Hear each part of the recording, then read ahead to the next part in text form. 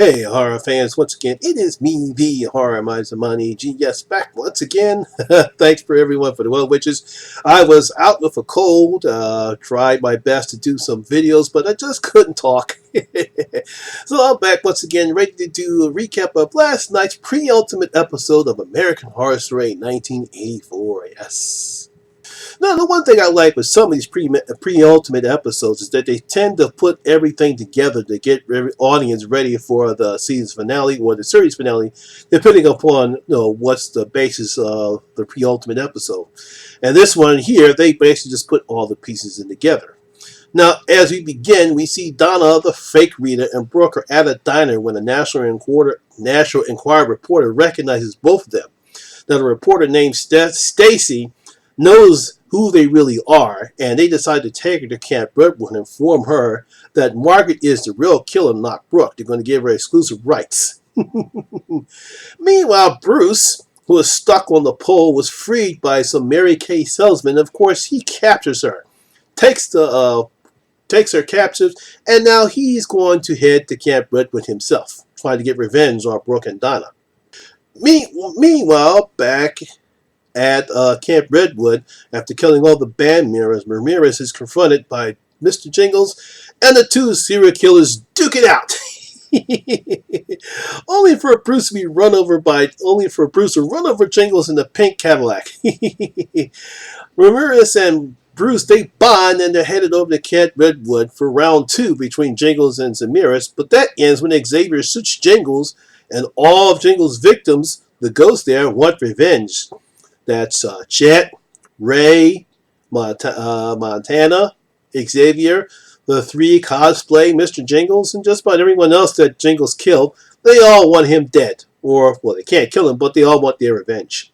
Now, he begs them, really pleads them, let them go so he can save their son, because it all falls on deaf ears. He goes on a little tirade about Ramirez is going to kill his son, and he's not the same anymore. So they decide to kill him and leave him floating him onto the lake.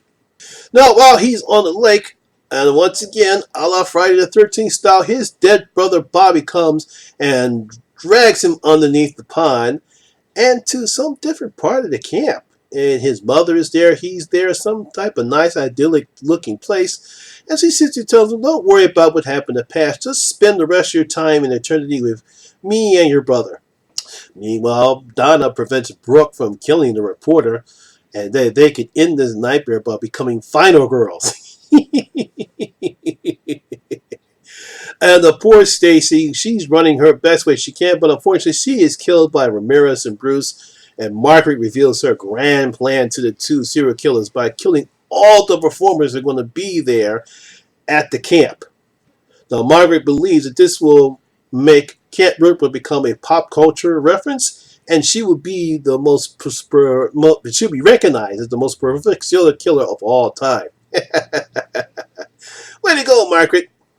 Now, as I stated before, this pre-ultimate episode before the next season's season finale sets all the pieces in place. Now, we have Margaret, Bruce, and Ramirez who want to kill all the artists, with the exception of Billy Idol, because, that's Ramirez's boy. He wants to, that's what they want to do. As we see in the beginning of the episode, Ramirez sees the band, get everything set up. Some guy has Billy Idol's merchandise, and he won't touch them. He tells you can't touch them. You gotta give credit for Ramirez. He is a huge Billy Idol fan. Now, as I stated before, Travis admits to Montana that he loves her, and he's willing to kill himself so he can become a ghost, and they can live happily ever after. This guy is way over the rainbow and stuff. Now, they have some great scenes together, and eventually, after Jingles has his heart-to-heart with all of the ghosts, Montana has a change of heart, and she starts to freak out over this, and she goes on a tirade about how men blame women for all their failures on women. She goes on about serial killers and men who cheat and everything else. She goes on this huge diatribe. And she tells him to get lost, that she's not the type of person that wants to be with him. She said she slept with Ramirez, not realizing he was a serial killer. And now that she realized that, now that she's dead, the only enjoyment that she gets out of life is killing other people. And she tells them to get lost. That's it. We're finished. Finite. Now, I don't know if Travis is going to take that personally or not, but we will see what happens next week. Now, another good thing I love about this episode, there are a lot of 80s references here, especially from the music from I Want to Know What Love Is, Eye the Tiger, and so on, just to name those two. I also like Donna's explanation about final girl tropes when she explained to Brooke in the early part of the episode that Brooke could be a final girl, and I believe that's what's setting up the stage for next week.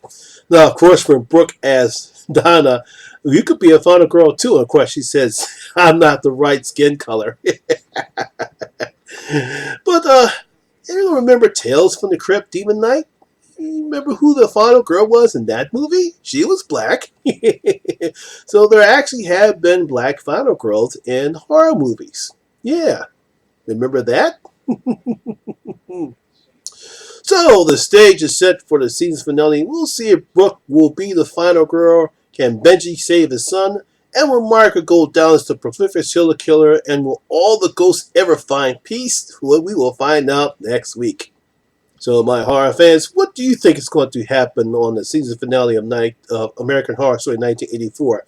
Do you think everything's going to happen when we actually learn any more secrets about these characters? Leave your comments on your comment section below and tell me what you think is going to happen in the season finale of American Horror Story 1984.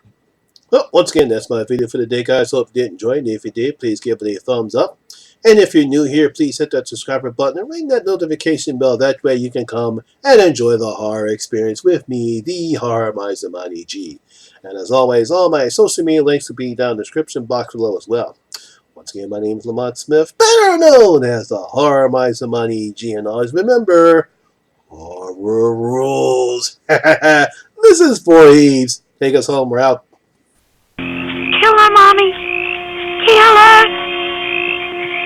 Don't let her get away, Mommy. Don't let her live. I won't, Jason. I won't.